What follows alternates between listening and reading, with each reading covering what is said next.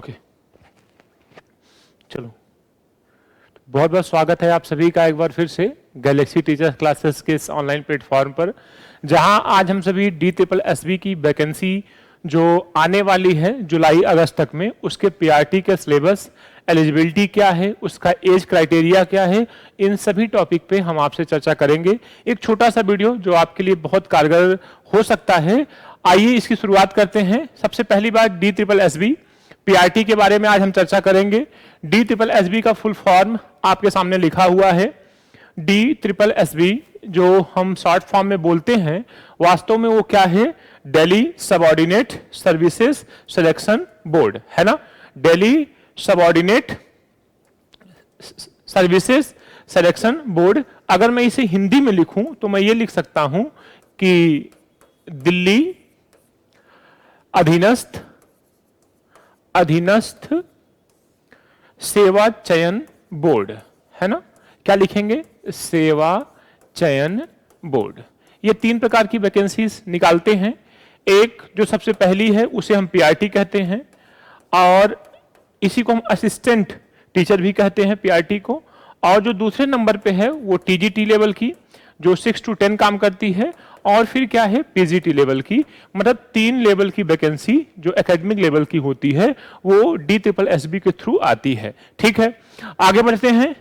आज हम केवल एक टॉपिक पे चर्चा करेंगे, जो असिस्टेंट टीचर 1 to 5 लेवल की, जिसे हम पीआरटी भी कहते हैं। ठीक है, अब देखिए, Delhi subordinate services selection board, Delhi अधीनस्थ सेवा चयन बोर्ड जो है, उसे हम शॉर्ट फॉर्म में DSSB कहते हैं, ये आप जान गए। और देखिए कि इसमें जो इस दिल्ली है हमारी, वहां पे 3 प्रकार के स्कूल काम करते हैं। ठीक है, वहां पे कितने प्रकार के स्कूल काम करते हैं? 3 प्रकार के। जो सबसे पहला प्रकार है उसे हम कहते हैं DOE, डायरेक्टरेट ऑफ एजुकेशन। ठीक है, डायरेक्टरेट ऑफ एजुकेशन, ये पहला स्कूल है। फिर दूसरा स्कूल क्या है? ठीक है, MCD, इसे हम क्या बोलते हैं? MCD, municipal corporation of Delhi. ठीक है, तीसरा क्या है? NDMC, new Delhi municipal council. ये 3 प्रकार के, देखो अलग अलग क्षेत्र हैं, अलग अलग अधिकार हैं उनके। ये 3 प्रकार के स्कूल दिल्ली में चलाए जाते हैं। ये बताते हैं कि हमारे स्कूल में इतनी टीचर की वैकेंसी है। और जो DSSB है, एक संस्था है, एक बोर्ड है, इनसे तीनों से सूचनाएं इकट्ठा करता है और देश स्तर पर, कंट्री लेवल पर एक सूचना जारी करता है कि हमें इतने पदों की जरूरत है, और देश के समस्त नागरिक जो भारतीय हैं इस फॉर्म को फिल कर सकते हैं।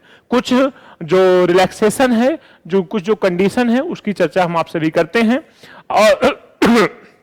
और आपको बताना चाहेंगे कि जो MCD है, इसमें 5000 सीटें इस समय खाली हैं।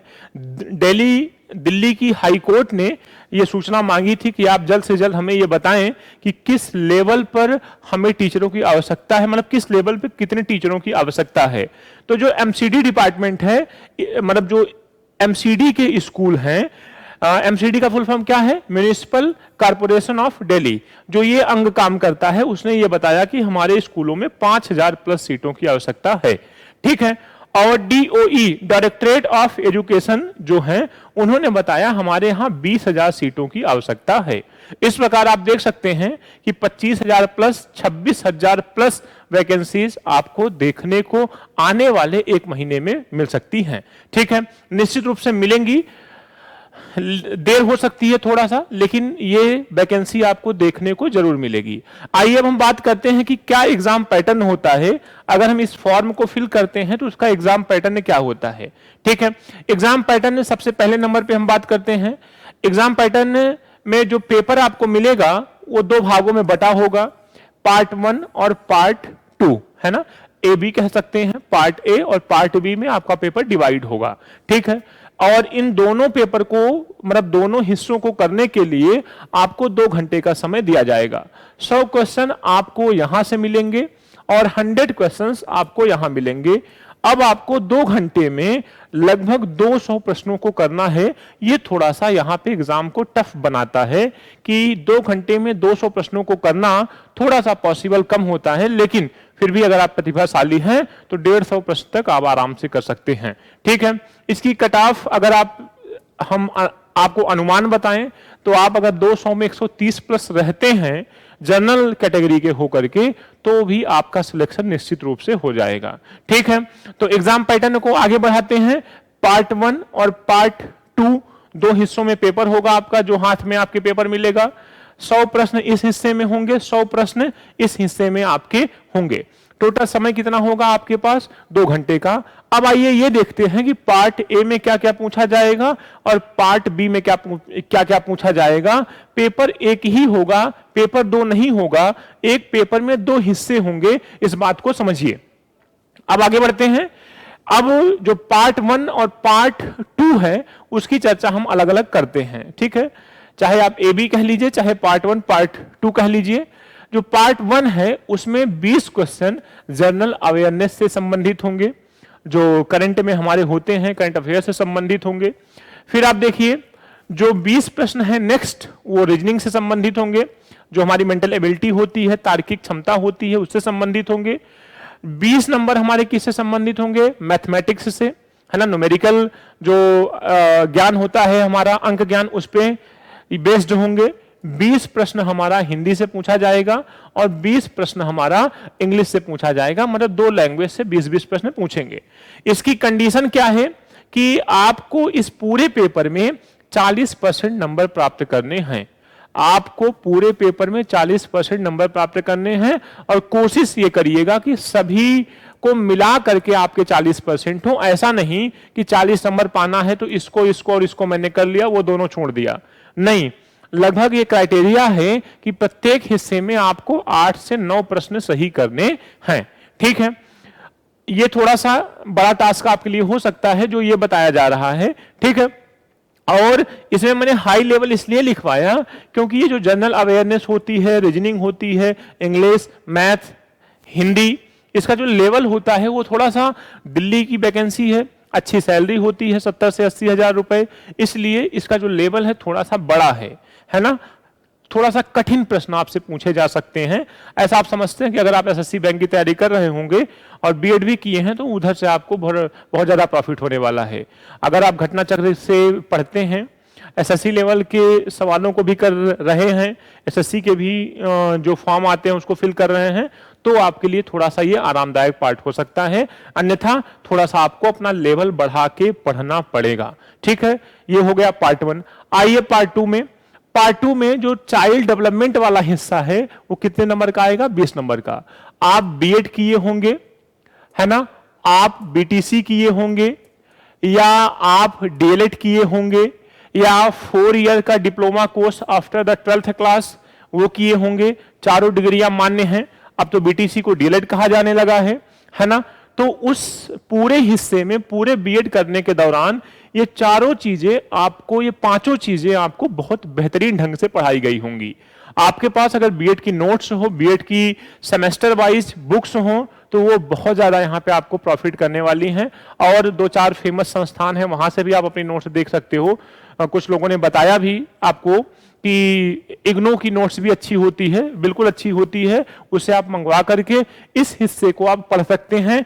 20 नंबर की आपको चाइल्ड डेवलपमेंट, जो आपने यूपी टेट और सीटेट के दौरान पढ़ा है। दूसरा टीचिंग पेडागोजी, कैसे आप बच्चों को पढ़ाएंगे, है ना, मेथोडोलॉजी भी इसे बोलते हैं, मेथोडोलॉजी भी इसे बोलते हैं। और जो तीसरा हिस्सा है इसे लर्निंग बोलते हैं। 20 नंबर की लर्निंग आएगी, 20 नंबर की मेथोडोलॉजी आएगी और 20 नंबर का इंक्लूसिव एजुकेशन, समावेशी शिक्षा। ये यहां से आपके नंबर बढ़ सकते हैं। ये आसान होता है, बस समझने की थोड़ी सी हमें जो प्रयास है उसे करना पड़ेगा। और अगर हम इसे कर लेते हैं तो निश्चित रूप से इसको हम कर ले जाएंगे। 20 के 20 प्रश्न हम सही कर सकते हैं। ठीक है, फिर कुछ एथेंटिक चीजें, फैक्चुअल चीजें कि आरटीई कब आया, स्कूल ऑर्गेनाइजेशन क्या होता है, ये सारे प्रश्न, एनईपी वगैरह भी इसी में ऐड कर दी जाएगी। 20 प्रश्न आपको यहां से पूछे जाएंगे। कुल मिलाकर के ये कितने प्रश्न हो गए? 20, 20, 20 और 20। ये भी 100 प्रश्न हो जाते हैं। और सबसे बड़ी बात कि आपको मेरिट में आने के लिए इसको पास करना आवश्यक है। ऐसा नहीं कि आप यहां से तो 90 नंबर पा गए, है ना, यहां से आप 30 ही नंबर पाए तो भी आप 120 नंबर पा गए, तो ऐसा भी नहीं करना है। यहां भी मिनिमम आपको 40 नंबर 100 में पाने ही पाने हैं, है ना। मतलब थोड़ा सा ये टास्क आपके लिए कठिन हो सकता है, आपके लिए ये काम कठिन हो सकता है कि दोनों हिस्सों में आपको 40-40% नंबर लाने हैं, तब आप मेरिट के लिए सिलेक्ट होंगे। ठीक है, ठीक है। ऐसा नहीं है कि आप यहां पे 90 नंबर पाएं, यहां पे 20 नंबर 30 नंबर पाएं, काम चल जाएगा, नहीं, आपको दोनों हिस्सों में पास होना पड़ेगा। फिर देखिए कुछ और बातें हम करते हैं। केवल आज मैं प्राइमरी की चर्चा कर रहा हूं, इसके बाद जब कभी मिलेंगे तो टीजीटी की और फिर पीजीटी की चर्चा हम आपसे करेंगे। टोटल इस प्रकार हमारे पास जो नंबर ऑफ क्वेश्चंस हो जाते हैं वो कितने हो जाते हैं, 200। और जो हमारे मार्क्स हैं वो भी कितने हो जाते हैं, 200। नंबर ऑफ क्वेश्चंस कितने, 200, और जो हमारे मार्क्स हैं वो भी कितने हो जाते हैं, 200। नेगेटिव मार्किंग, कुछ लोगों के मन में प्रश्न होता है सर नेगेटिव मार्किंग होती है कि नहीं। बिल्कुल नेगेटिव मार्किंग है, और कितना नेगेटिव मार्किंग है आपको यह समझना है, 1/4। 1/4 को हम इस तरीके से भी लिख सकते हैं, मतलब अगर हमारे 4 प्रश्न गलत होते हैं तो एक प्रश्न जो सही हुआ होगा 1 नंबर उसका भी कट जाएगा। इट मींस 4 प्रश्न गलत होने पर 1 नंबर आपका कटेगा। इसी को हम क्या कहते हैं, 1/4। ठीक है, तो आई होप ये बात आपको समझ में आई होगी। थोड़ा सा आगे बढ़ते हैं, और भी चीजें हम देख लेते हैं। एज क्राइटेरिया क्या है, बहुत ज्यादा आप कंफ्यूजन में होते हैं। ठीक है, तो प्राइमरी के लिए 18 से 30 वर्ष आपका होना जरूरी है, मतलब मिनिमम 18 साल, 18 साल से कम नहीं होना है आपको, मैक्सिमम 30 साल, 30 साल से अधिक आपको नहीं होना है यदि प्राइमरी में टीचर बनना चाहते हैं तो। क्लियर है ये बात। अब आप देखिए कि यहां पे हम आपको एक छोटी सी बात समझाएंगे कि अगर आप दिल्ली के मूल निवासी हैं, वहां की सरकार ने आपको सर्टिफिकेट दिया है, तो वहां के निवासियों के लिए ही रिलैक्सेशन है। और जो मैटर फंसता है वो इसलिए फंसता है, देखो जो जनरल कैटेगरी के लोग हैं वो तो हर जगह जनरल में ही काउंट होंगे, ठीक। और जो एसटी एससी हैं, एसटी एससी, ये दोनों लोग पूरे भारत में एसटी एससी ही माने जाएंगे। दिक्कत यहां पे आती है इस फॉर्म को भरने पर ओबीसी वर्ग को, ठीक है। ओबीसी वालों को इस फॉर्म को भरने पर दिक्कत आती है। दिक्कत यह आती है कि जो यहां पे ओबीसी के लिए 3 साल की छूट है, 3 साल मतलब 33 साल तक वो इस फॉर्म को भर सकता है, यह केवल दिल्ली के ओबीसी के लिए है और अन्य राज्यों के ओबीसी वर्ग के लिए नहीं है। अन्य राज्य के ओबीसी वर्ग के बच्चे फॉर्म फिल कर सकते हैं DSSB का, लेकिन उनकी काउंटिंग दिल्ली में एज अ जनरल कैटेगरी होगी, ओबीसी कैटेगरी की नहीं होगी। मेरी बात समझ पा रहे हैं। जनरल वाला पूरे देश में जनरल में गिना जाएगा, एसटी एससी वाला दिल्ली हो या कहीं भी पूरे भारत में एसटी एससी के रूप में ही गिना जाएगा। लेकिन दिक्कत किसके लिए है, ओबीसी के लिए। तो जो बच्चे ओबीसी वर्ग के हैं वो अन्य राज्यों में ओबीसी की सुविधाएं पाते हैं, लेकिन दिल्ली के मूल निवासी जो हैं अगर वो ओबीसी हैं तो उनको 3 वर्ष की छूट मिलती है। अन्य राज्यों के ओबीसी अगर इस फॉर्म को डालते हैं तो उनको 30 वर्ष ही माना जाएगा, जैसे कि जनरल की मानी जा रही है। ये जो 3 साल का रिलैक्सेशन छूट मिल रहा है वो केवल ओबीसी को मिलेगा, वो भी किस ओबीसी को, जो दिल्ली में मूल रूप से निवासी के रूप में है। आई होप ये बात आपको समझ में आई होगी। आइए और देखते हैं। एसटी एसटी कहीं के भी होंगे, उनको 5 वर्ष, इट मींस अब वो 30 साल तक नहीं बल्कि 35 साल तक फॉर्म को फिल कर सकते हैं। ओबीसी वर्ग के हैं तो दिल्ली के ओबीसी 33 साल तक, 30 ये और 3 साल की छूट, तो 33 साल तक फॉर्म भर सकते हैं। लेकिन अन्य राज्यों के जो ओबीसी हैं वो 30 साल तक ही फॉर्म को फिल कर सकते हैं। जो हैंडीकैप लोग हैं उनको 10 साल की छूट मिली है। जो हैंडीकैप हैं, फिजिकल वीकनेस है उनके ना डिसेबिलिटी है, वो पीडब्ल्यूडी और एसटी एससी दोनों हैं तो उनको 15 साल की छूट मिलेगी।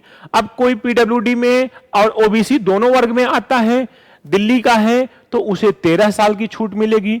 कोई विधवा है या डाइवोर्स हो गया है, ऐसे लोगों को 5 साल की छूट मिलती है। कोई सेंट्रल गवर्नमेंट की जॉब कर रहा है, इस फॉर्म को फिल करता है तो वो भी 35 साल तक इस फॉर्म को भर सकता है। तो ये जो एज का क्राइटेरिया है, एज का जो डिस्कशन है, ये यहां से देख करके आपको क्लियर हो गया होगा। और आपको एक बात और समझनी है कि दिक्कत केवल और केवल समझने की बात कहां है, ओबीसी वर्ग के लिए, बाकी जनरल और एसटी एससी के लिए कुछ भी समझने वाली बात नहीं है। क्लियर है? आगे बढ़ते हैं। एज क्राइटेरिया हमारा हो गया। अब इसके आगे आइए तो कुछ एलिजिबिलिटी की बात करते हैं और यहीं से हम अपनी बात को खत्म भी करते हैं, बहुत बड़ा वीडियो नहीं बनाएंगे। एलिजिबिलिटी क्या है वो देखिए। एलिजिबिलिटी के लिए आपको 4 स्टेप या 3 स्टेप फॉलो करने हैं। सबसे पहला स्टेप, अगर आप 12th के बाद 4 ईयर का डिप्लोमा कर लेते हैं तो आइए जो सही तरीका है उससे पढ़ते हैं। सबसे पहला तरीका क्या है कि अगर आप क्लास 12th पास किए और 4 साल का डिप्लोमा कोर्स ले लिए, मतलब ग्रेजुएशन और प्लस 1 साल का जो बीएड की मान्यता प्राप्त है, 4 साल का एक साथ आप कर सकते हैं। कुछ दिल्ली के बच्चे तो अक्सर यही करते हैं, जिनको टीचर बनना है वो इंटर पढ़े, फिर उसके बाद 4 साल का डिप्लोमा कोर्स कर लिए, 18 साल होते ही टीचर बन गए 19 साल में। ठीक है, तो बहुत अच्छी बात है उनके लिए। सीटेट का फर्स्ट पेपर आपको पास होना है। सीटेट का फर्स्ट पेपर आपको पास होना है। निश्चित रूप से जनरल वर्ग को 90 नंबर और एसटी एससी ओबीसी वर्ग को 82 नंबर 150 में प्राप्त करने हैं, जो सेंट्रल लेवल का टीचिंग एलिजिबिलिटी टेस्ट होता है। तो पहली एलिजिबिलिटी फॉर्म भरने की तो ये हो गई। दूसरी कौन सी? अगर आप 12th के बाद दूसरी कंडीशन क्या है सर? दूसरी कंडीशन क्या है? आपने 12th किया, 12th के बाद 3 साल का ग्रेजुएशन किया और उसके बाद आपने बीएड किया, है ना? ये डिग्री की जो बीएड है वो डिग्री है, बीटीसी, डीएलएड या और भी जो चीजें होती हैं वो डिप्लोमा होती हैं। तो अगर आपने 12th किया, फिर ग्रेजुएशन किया, उसके बाद बीएड किया 2 साल का, 2 ईयर की डिग्री आपके पास है और सीटेट आप फर्स्ट पेपर क्वालिफाई हैं, तो you can fill the form of primary level of DSSB। DSSB के प्राइमरी स्तर के फॉर्म को आप फिल कर सकते हैं। तो पहली कंडीशन तो बेटा ये हो गई, दूसरी कंडीशन ये हो गई। तीसरी कंडीशन क्या है कि अगर आप ग्रेजुएशन किए हैं और 2 साल का डिप्लोमा किए हैं, बीटीसी किए हैं, अब तो बीटीसी को डीएलएड कहा जाने लगा, या स्पेशल जो डीएड होता है उसको आप किए हुए हैं, फिर भी तो वो भी मान्य है। और सीटेट फर्स्ट पेपर तो सब में लगा हुआ है, मतलब सीटेट फर्स्ट पेपर आपको प्राप्त ही करना है।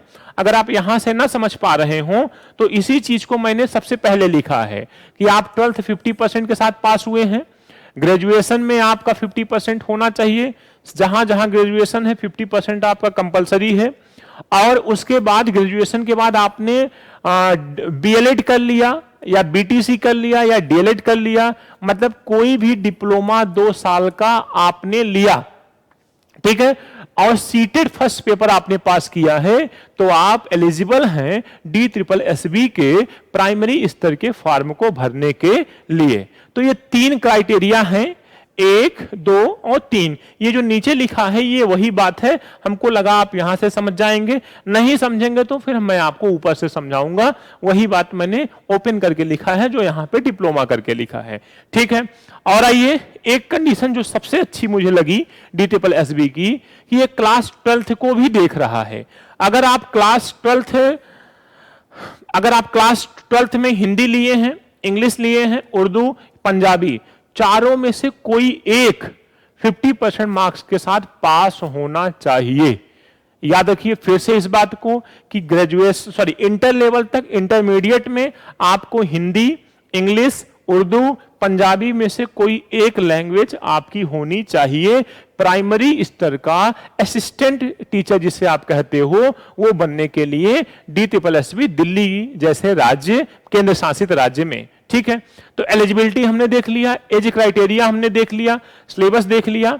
अब सबसे बड़ा प्रश्न ये आता है कि सर बुक्स हमें कौन सी पढ़नी चाहिए या किस लेवल की बुक्स पढ़ें कि हमारा एग्जाम क्लियर हो जाए। तो 1 मिनट में मैं आपको बताना चाहूंगा कि आप जितने भी विषय यहां लिखे हैं 6 to 12th लेवल की, 6 to 12th लेवल की NCERT को पढ़ लीजिए, जो बहुत ज्यादा मदद आपको करने वाली है। और मंथली या 6 मंथ की करंट अफेयर आती है, उसको आप पढ़ लीजिए। 11 12th की साइकोलॉजी की बुक आती है, आप उसको पढ़ सकते हैं। जीएस, मैथ, इंग्लिश के लिए एसएससी लेवल की कोई किताब देख लीजिए, घटना चक्र की बहुत अच्छी किताब आती है, आप उससे पढ़ सकते हैं। बाकी जो साइकोलॉजी से संबंधित है वो गैलेक्सी क्लासेस की तरफ से आपको ऑनलाइन ऑफलाइन दोनों मोड में दिया जाएगा। फिलहाल एनसीईआरटी पढ़ना आपके लिए बहुत जरूरी है, क्योंकि केंद्र लेवल की जो भी वैकेंसीज आती हैं, चाहे वो एनबीएस हो, केबीएस हो, DSSB हो, या जो EMRS आया है एकलव्य मॉडल रेजिडेंशियल स्कूल, इन सब में बिना आपको एनसीईआरटी पढ़े सफलता नहीं मिलने वाली है। और मैथ, इंग्लिश और जीके जीएस के लिए घटना चक्र की कोई एसएससी लेवल की बुक आप देख लीजिए, वहां से आपका काम बढ़िया से हो जाएगा। ठीक है, आई होप आज प्राइमरी लेवल को आप बहुत अच्छे से समझ गए होंगे। निश्चित रूप से सारे डाउट आपके क्लियर हो गए होंगे। इसी तरीके से आपके लिए टीजीटी और पीजीटी का सिलेबस भी हम लेकर के आएंगे। गैलेक्सी क्लासेस की तरफ से आप सभी का बहुत बहुत स्वागत है। चैनल को सब्सक्राइब कर लीजिए, शेयर कर दीजिए। मिलते हैं आपसे नेक्स्ट क्लास में, तब तक के लिए धन्यवाद।